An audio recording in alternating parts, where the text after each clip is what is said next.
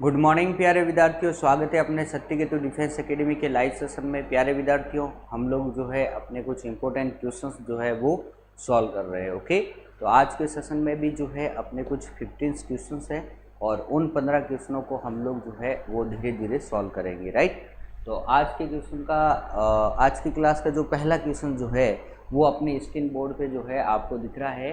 पहला क्वेश्चन अपने इस प्रकार से है कि रतौंधी निम्नलिखित में से किसकी अल्पता के कारण होता है, यानी कि वह कौन सा विटामिन है जिसकी कमी से जो है हम लोगों को रतौंधी नामक रोग होता है। बराबर, ओके, चलो ठीक है। तो अब दो इस क्वेश्चन का आंसर दो जल्दी से, ठीक है ना। तो जल्दी से इस क्वेश्चन का आंसर दो भाई, जल्दी से आंसर दो, जल्दी से आंसर।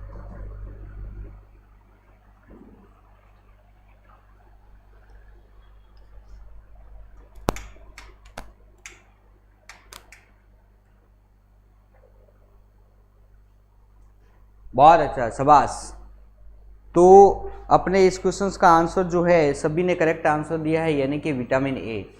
बिल्कुल सही है, विटामिन ए की कमी से जो है वो सामान्यतः रतौंधी नामक रोग होता है। ओके, तो अपने ये विटामिन वाले जो इनके केमिकल नेम्स वगैरह जो है ये भी हमें याद रखने हैं, और इसकी कमी से जो कौन सा रोग होता है वो भी हमें याद रखना है। बराबर, ओके। तो अब हम लोग चलते हैं अपने नेक्स्ट क्वेश्चंस की तरफ चलेंगे, और अगला हमारा जो क्वेश्चंस है वो कुछ इस प्रकार से है। क्वेश्चन नंबर सेकंड क्वेश्चन है, मानव शरीर का रक्त बैंक कहलाता है, यानी कि ब्लड बैंक हम लोग जो है वो किसको कहेंगे।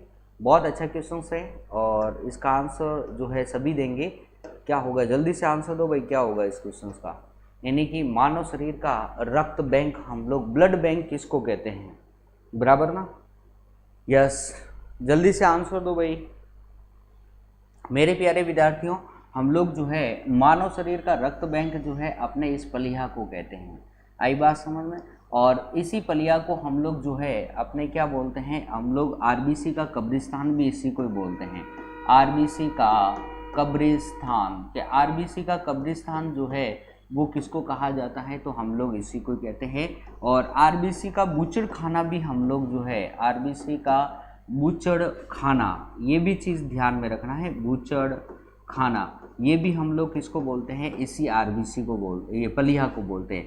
इसी पलिया में जो है वो क्या होता है, अपने गर्भावस्था में अपनी आरबीसी का निर्माण होता है। यानी कि अगर मैं यह कहूँ कि गर्भावस्था में आरबीसी का निर्माण जो है वो कहाँ होता है, या भ्रूणी अवस्था में जो है आरबीसी का निर्माण कहाँ होता है, तो वो अपने इस पलिया में होता है आरबीसी का निर्माण। ये चीज़ जो है वो अपने ध्यान में रखनी है। बराबर, यस। तो इस क्वेश्चन का आंसर जो है अपने ए नंबर जो है वो बिल्कुल राइट हो जाएगा।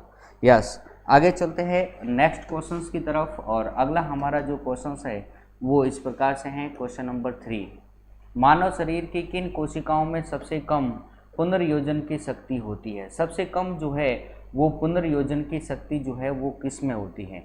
बहुत अच्छा क्वेश्चन है, जल्दी से इस क्वेश्चन का आंसर दीजिए।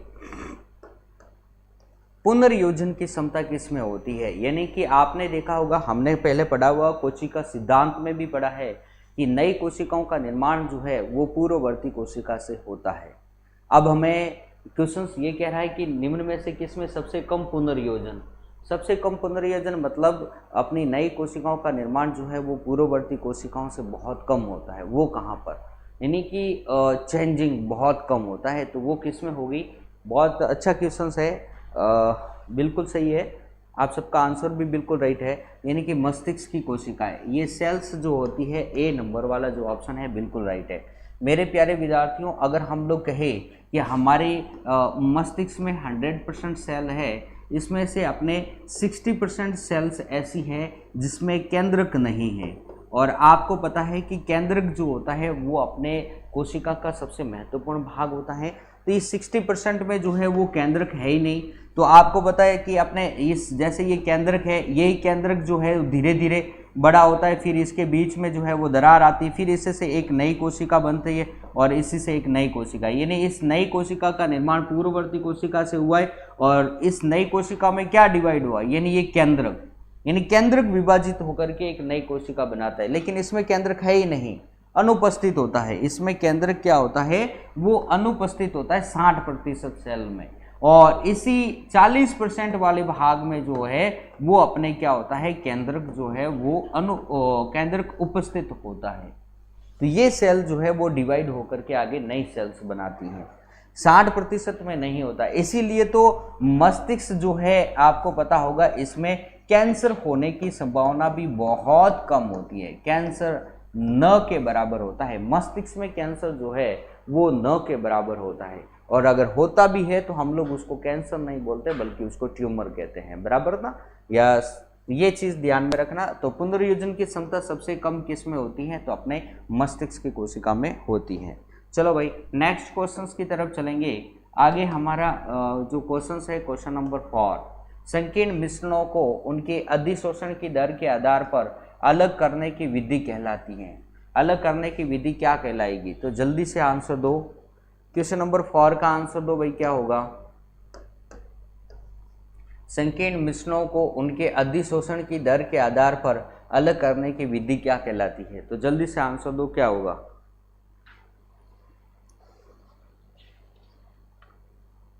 संकीर्ण मिश्रणों को उनके अधिशोषण की दर के आधार पर अलग करने की विधि क्या कहलाती है। तो मेरे प्यारे विद्यार्थियों, अधिशोषण की दर के आधार पर अलग करने की जो विधि जो होती है वो हमारे पास में कौन सी विधि होती है, आपको पता ही होगा। अधिशोषण के आधार पर हम लोग जो है हमारी विधि जो होती है वो होती है आसवन विधि होती है, यानी ऑप्शन विधि, ऑप्शन नंबर बी जो है ये हमारा करेक्ट आंसर होगा। प्यारे विद्यार्थियों, हम लोगों ने जो है पदार्थों के शुद्धिकरण की विद्या पढ़ी है, जैसे कि फर्स्ट नंबर पे जैसे कि हमने ये सारी विद्या पढ़ी है। क्रिस्टलीकरण ये हमने पढ़ा है, क्रिस्टलीकरण, और फिर हमने पढ़ा था यहाँ से ऊर्ध्वपातन यानी कि सब्लिमेशन, ऊर्ध्वपातन। फिर हमने पढ़ा है आसवन विधि। उसके बाद में हमने एक और विधि ली थी जिसका नाम है विभेदी निष्कर्षण, विभेदी निष्कर्षण, ये भी हमने पढ़ा है। और एक हमने जो है वो क्या पढ़ा है, आसवन विधि, और एक हम लोगों ने जो पढ़ा है प्रभाजी आसवन विधि, प्रभाजी आसवन विधि, ये भी हम लोगों ने पढ़ा है। तो ये हमारी कौन सी है, पदार्थों के शुद्धिकरण की विद्या, और इसके अंतर्गत अधिशोषण की दर के आधार पर हम लोग जो प्रयोग करते हैं वो हमारी होती है आसवन विधि, यानी कि बी नंबर ऑप्शन हमारा करेक्ट आंसर होगा, राइट। यस, आगे चलते हैं, अपने नेक्स्ट क्वेश्चंस की तरफ चलेंगे, और अगला हमारा जो क्वेश्चंस है वो क्वेश्चन नंबर है 5, निम्नलिखित में से कौन सा धातु है। तो प्यारे विद्यार्थियों, इनमें से धातु कौन सी है, बहुत अच्छा क्वेश्चन है, और मैं आपको धातु और अधातु बहुत शानदार तरीके से अपने बता चुका हूं, और उसमें पढ़ा भी चुका हूं किस धातुओं का कितना यूटिलाइजेशन होता है। मैंने लगभग 15 से 16 धातुएं जो है वो पढ़ाई है। टोटली जो धातुओं की संख्या जो होती है वो अपने 90 या 91 कहीं कहीं दे रखी होती है, तो ये चीज़ ध्यान में रखना है। उनमें से मैंने जो अपने एग्जाम में आती है लगभग 16 से 17 ऐसी धातुएं जो होती है उससे संबंधित अपने एग्जाम में क्वेश्चन पूछे जाते हैं, तो वो मैंने बहुत शानदार तरीके में पढ़े हैं, और उससे संबंधित जो जो क्वेश्चन पूछे गए हैं और इन फ्यूचर पूछे जा सकते हैं उन क्वेश्चनों को भी मैंने जो है इंक्लूड किया है, बराबर ना। तो इनमें से कौन सी वो धातु है, तो जल्दी से आंसर दो, निम्नलिखित में से कौन सी जो है वो धातु है। तो प्यारे विद्यार्थियों, आपको बहुत अच्छी तरीके से पता होगा कि इनमें से कौन सी धातु है। अगर आपने धातु जो चैप्टर जो है वो पढ़ाया है और आपने बहुत शानदार तरीके से पढ़ा है, तो आप धड़ाम से इस क्वेश्चन का आंसर जो है दे दोगे, ठीक है। अपना ऑप्शन है फॉस्फोरस, पारा एंड सल्फर, और इनमें से कोई नहीं। तो प्यारे विद्यार्थियों, बिल्कुल सही है, वेरी गुड, शाबाश, सभी का आंसर रही है, यानी कि पारा, मरकरी, वेरी गुड, यानी कि बी नंबर ऑप्शन बिल्कुल सही है। यानी कि पारा जो है इसको हम लोग जो है वो क्या बोलते हैं, मरकरी भी बोलते हैं। आई बात समझ में। इसका अयस्क जो होता है, इसके अयस्क को हम लोग जो है वो क्या बोलते हैं, सिनेबार नाम से जानते हैं। आई बात समझ में ना, ये चीज़ ध्यान में रखनी है, ओके। हाँ, आगे चले हम लोग नेक्स्ट क्वेश्चंस की तरफ चलेंगे, और नेक्स्ट हमारा जो क्वेश्चंस है वो इस प्रकार से है। क्वेश्चन नंबर 6 है, ओजोन परत की कमी किस ऑक्साइड के कारण होती है। किस ऑक्साइड के कारण जो है वो ओजोन परत की कमी हो जाती है। कार्बन, फास्फोरस, नाइट्रोजन या इनमें से कोई नहीं। तो प्यारे विद्यार्थियों जल्दी से बताइए कि सामान्यतः ओजोन परत की कमी जो है वो किस ऑक्साइड की कमी से होती है। जल्दी से क्वेश्चंस का आंसर दो, जल्दी से क्वेश्चंस का आंसर दो भाई।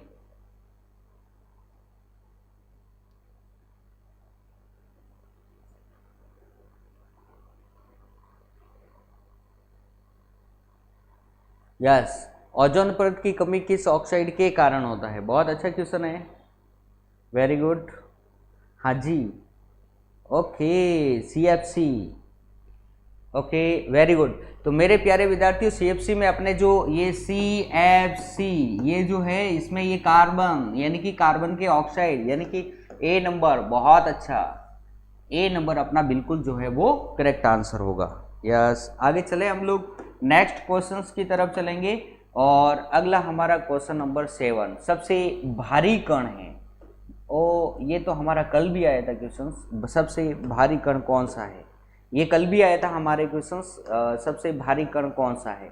तो प्यारे विद्यार्थियों जल्दी से आंसर दो और सबसे भारी कण कौन सा है। मैंने आपको उस समय भी बताया था कि जिसका द्रव्यमान अधिक होगा वो भी तो भारी होगा, और मैंने बताया था कि किसका द्रव्यमान अधिक है और किसका द्रव्यमान कम है। ये मैंने वहाँ पे लिख के भी बताया था, बराबर ना। तो जल्दी से आंसर दो भाई, क्या होगा, द्रव्यमान किसका अधिक है भाई, जल्दी से आंसर दो।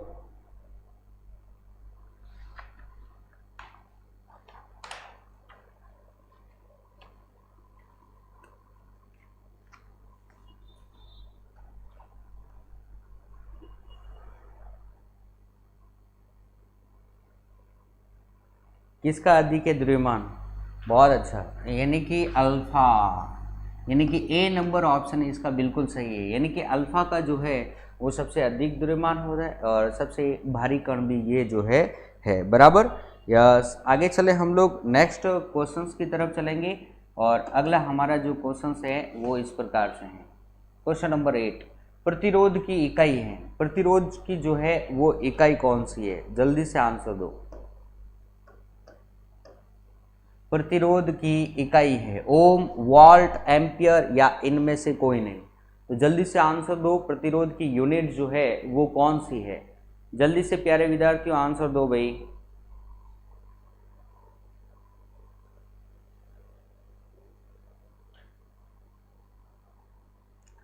प्रतिरोध की जो है वो यूनिट कौन सी है, जल्दी से आंसर दो। वेरी गुड, ये क्वेश्चन तो वैसे ही गलत नहीं हो सकता। प्रतिरोध की जो है इकाई जो है वो कहाँ से, ओम है, और ये कहाँ से आई है, तो ओम के नियम से आया है अपने प्रतिरोध, ओम का नियम। हमने ओम का नियम बहुत शानदार तरीके से पढ़ा है। V इज इक्वल टू अपने पास में होता है IR, जहाँ R बराबर क्या होता है, प्रतिरोध, और इसका मात्रक जो होता है वो अपने पास में होता है ओम। ये चीज है बराबर। यस, आगे चले नेक्स्ट क्वेश्चंस की तरफ। इस क्वेश्चंस का आंसर A है जो हमने लगा रखा है। अब हम लोग पढ़ते हैं नेक्स्ट क्वेश्चन नंबर 9 है, स्पष्ट रूप से कटा हुआ हीरा चमकदार दिखता है क्योंकि, क्यों दिखता है भाई, सीधी सी बात है कि स्पष्ट रूप से कटा हुआ हीरा चमकदार दिखता है। यह प्रकाश उत्सर्जित करता है पूर्ण आंतरिक परावर्तन के कारण, या रेडियोधर्मी, या इसका घनत्व अधिक है। तो जल्दी से आंसर दो, किसके कारण एक कटा हुआ हीरा भाई चमकदार क्यों दिखाई देता है, जल्दी से, क्यों दिखाई देता है भाई। अरे हमने पढ़ा है ऑप्टिकल फाइबर, और हिंट देता हूं, ठीक है ना। यस, बहुत अच्छा, वेरी गुड, जल्दी से आंसर भेजो भाई। 9th नंबर क्वेश्चंस का आंसर दो।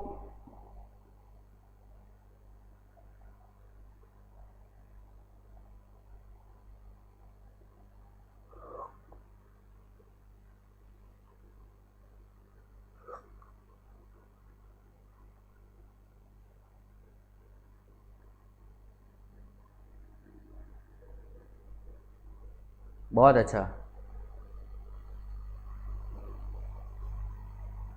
Very good.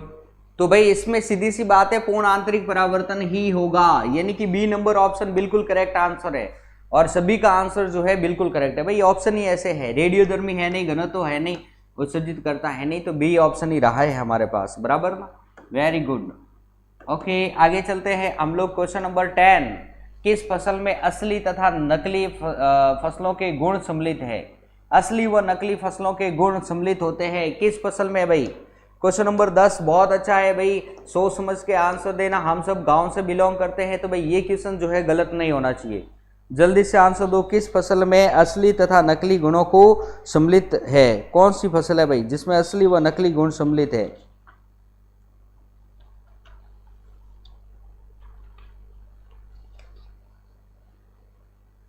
ठीक है, तो प्यारे विद्यार्थियों ये क्वेश्चंस जो है मैं आपको होमवर्क में देता हूं। इस क्वेश्चंस का आंसर जो है आपको कमेंट बॉक्स में देना है, क्योंकि मैं देखना चाहता हूं कितना जो है अपने आप अपने माइंड का यूज करते हो, कितना अपने साइको का यूज करते हो, बराबर ना। असली और नकली, बहुत अच्छा क्वेश्चन सही है, बराबर।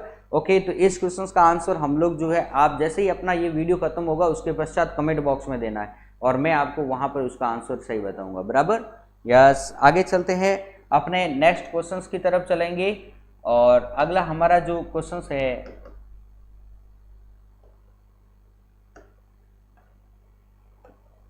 पौधों और उनके खाद्य भाग के युग्मों में कौन सा सही सुमेलित है?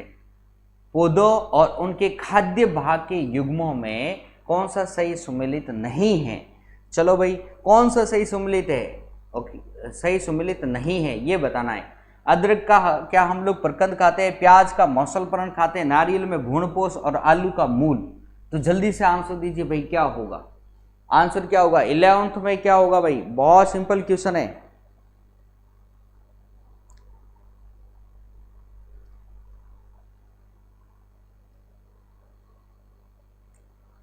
मेरे प्यारे विद्यार्थियों बिल्कुल सही है कि अदरक का हम लोग प्रकंद खाते हैं, प्याज का हम लोग मौसलपरण खाते हैं। तो मेरे प्यारे विद्यार्थियों प्राहोर, ये आलू का हम लोग मूल नहीं खाते। आलू तो तना है भाई, तने का रूपांतरण है। आई बात समझ, यानी कि सी नंबर ऑप्शन हमारा करेक्ट आंसर हो जाएगा, बराबर।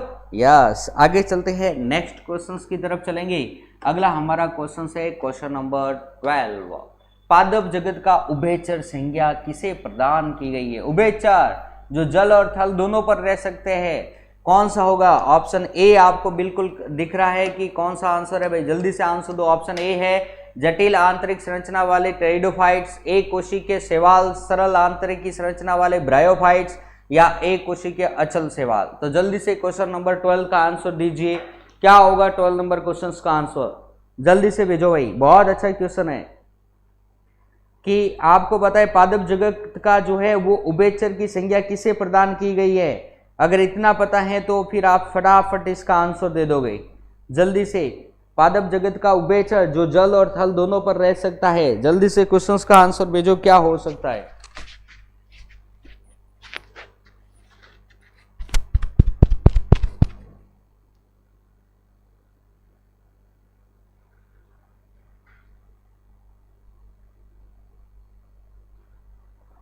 यस, शाबाश, ब्रायोफाइट है, यानी सी ऑप्शन, वेरी गुड।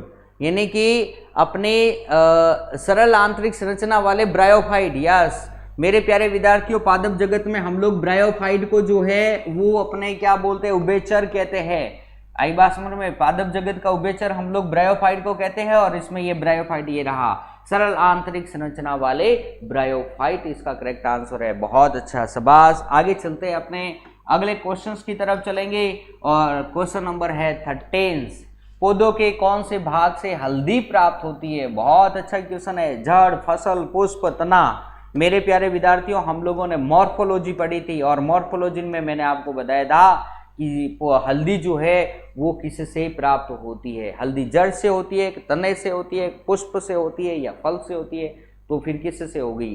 तो जल्दी से क्वेश्चंस का आंसर दीजिए। क्वेश्चन नंबर 13 का अपना आंसर भेजो।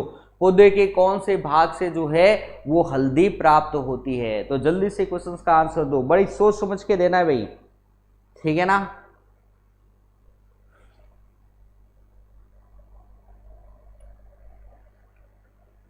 जल्दी से आंसर दो, वेरी गुड, शाबाश।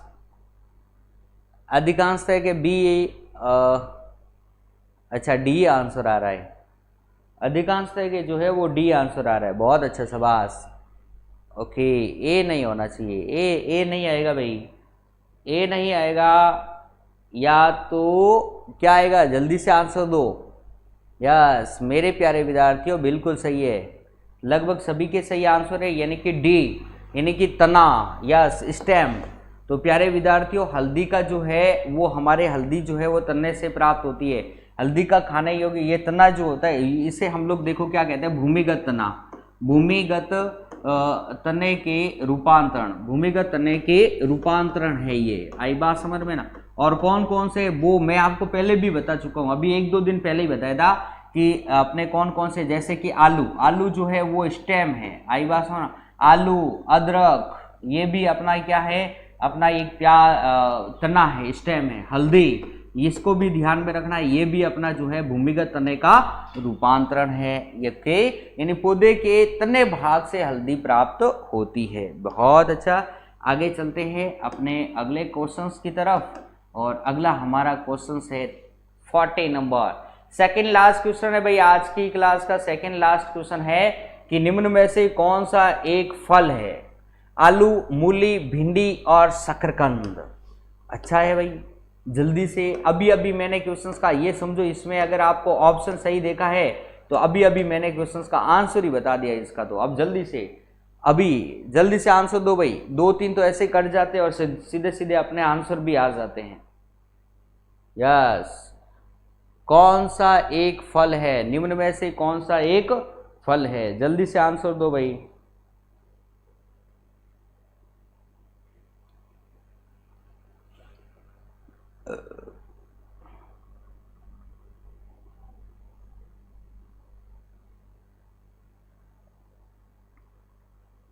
मॉर्फोलॉजी अगर आपने पढ़ी है तो आपको पता होगा कि भाई इनमें से कौन सा एक फल है। और अगर नहीं भी पता है ना तो ये तो पता ही होगा कि भाई इनमें से जो ऑप्शन है, इनमें से 3 ऑप्शन तो ऐसे हैं जो हमने मॉर्फोलॉजी में पढ़े हैं। आई बात समझ में। और तीनों ऑप्शन के बारे में मैं बहुत अच्छी तरीके से बता चुका हूँ। अब आपको वो चौथा ऑप्शन निकालना है, इनमें से कौन सा जो है वो फल है। आई बात समझ। बहुत अच्छा, शाबाश, वेरी गुड। सी आंसर आ रहा है भाई सबका, C answer. Very good, very good, शाबाश। जल्दी से आंसर दो भाई, क्या होगा?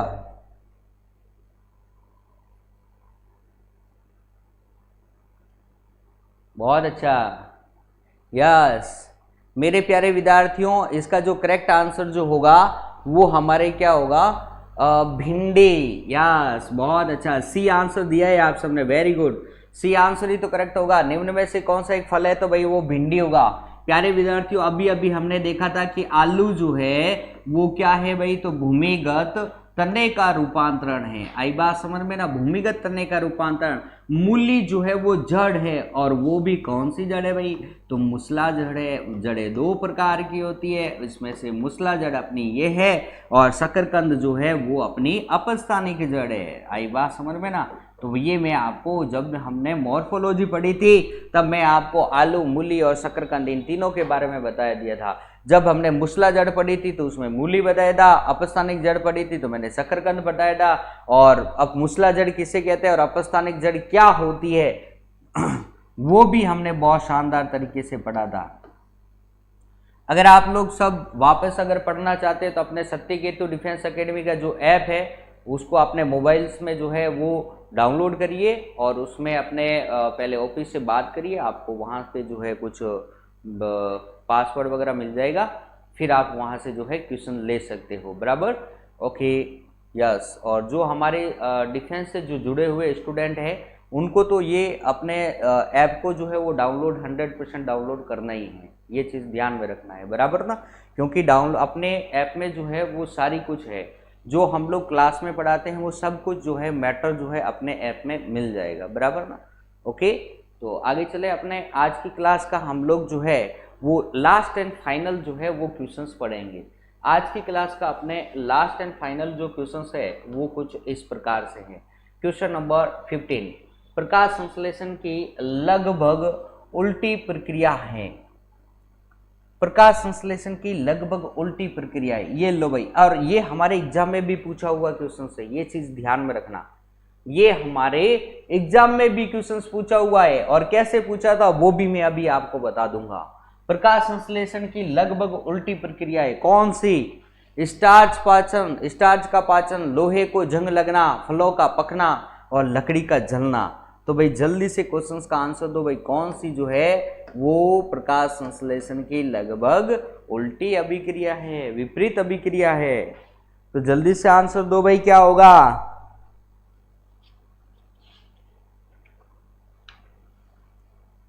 बहुत अच्छा, यस, लकड़ी का जलना। मेरे प्यारे विद्यार्थियों, लकड़ी का जलना, क्योंकि लकड़ी का जलना, लकड़ी तभी जलेगी जब हमारे एनवायरमेंट में ऑक्सीजन होगी, तभी। तो ऑक्सीजन का जलना और कार्बन डाइऑक्साइड का निकलना, यानी ऑक्सीजन लेना और कार्बन डाइऑक्साइड का निकलना, ये कौन सी अभिक्रिया है? श्वसनीय अभिक्रिया है। और हम लोगों ने देखा था कि अपने प्रकाश संश्लेषण की अभिक्रिया कैसी होती है भाई, तो अभी देख लेते हैं सर, हम लोग अभी देख लेते हैं। ये लो भाई, ये हमारे पास में थी 6CO2 प्लस 12H2O, और ये हमारे अंदर बना था C6H12O6 plus 6O2 plus 6H2O। ये हमारी क्या है? ये हमारी प्रकाश संश्लेषणीय अभिक्रिया है, फोटोसिंथेसिस रिएक्शन, यस। और इसकी बिल्कुल उल्टी, इसमें क्या हो रहा है? कार्बन डाइऑक्साइड को लिया जा रहा है और ऑक्सीजन को छोड़ा जा रहा है। लेकिन इस अभिक्रिया में क्या हो रहा है? ऑक्सीजन की उपस्थिति में ये जल रही है और कार्बन डाइऑक्साइड को छोड़ रही है। तो ये बिल्कुल ऑक्सीजन को लेना और कार्बन डाइऑक्साइड को छोड़ना, वो कौन सी अभिक्रिया होती है? तो वो अभिक्रिया होती है सर श्वसनीय अभिक्रिया। और अपने एग्जाम में पूछा गया था कि ऑक्सीजन का कार्बोहाइड्रेट से अभिक्रिया करके कार्बन डाइऑक्साइड का निकालना कौन सी अभिक्रिया होती है? तो श्वसनीय अभिक्रिया होती है, सीधी सी बात है। ओके, तो प्यारे विद्यार्थियों, यहां से आज की क्लास के अपने जो 15 क्वेश्चन है वो हमने कर लिए हैं, और बहुत अच्छे क्वेश्चन है। आशा करता हूँ सारे क्वेश्चन आपको जो है अच्छे लगे होंगे और बहुत इंपॉर्टेंट है, बराबर। तो प्यारे विद्यार्थियों, हम लोग जो है कल फिर अपने ऐसे ही कुछ इंपॉर्टेंट क्वेश्चन लाएंगे। तो चलते हैं, कल फिर मिलेंगे, तब तक के लिए आप सभी को मेरा जय हिंद, जय भारत।